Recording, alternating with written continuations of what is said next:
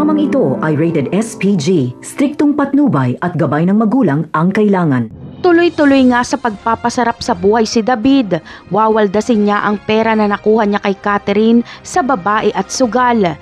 Matagal-tagal din itong maubos dahil napakalaki ng halaga nito. Palibasa ay hindi ito pinaghirapan ni David kaya ganun niya na lang ito waldasin.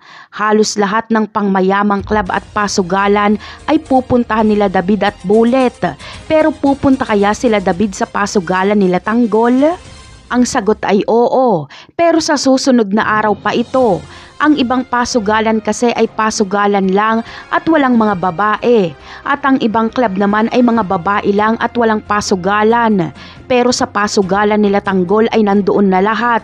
Pasugalan, club at mga babae at nakabalandra pa sa labas ang mga sports car ni Divina. Kaya kapag malaman ito ni David na may ganitong pasugalan ay siguradong pupunta siya. Kaya sa pagpunta nila David sa pasugalan nila Tanggol ay siguradong magkakagulo dahil makikilala ni Tanggol ang tauhan ni David na si Bullet. Matatandaan na mano-manong nagtuos si Tanggol at Bullet noong pinatay nila David si Bubbles. Hindi papalampasin ni Tanggol kapag makita niya ang isa sa mga pumatay kay Bubbles. Dito na rin malalaman ni Tanggol na may kinalaman si David sa pagkamatay ni Bubbles.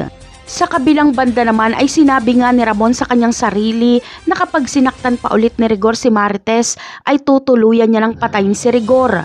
Ngunit paano kaya kapag maikwento ni Marites kay Ramon na labis ang pasakit na dinanas ni Tanggol kay Rigor? Ano kaya ang gagawin ni Ramon? Malamang ay sa tindi ng kanyang galit ay susugurin niya si Rigor sa bahay nito para patayin. Napakarami pa nating dapat abangan sa mga susunod na episode. Paalam!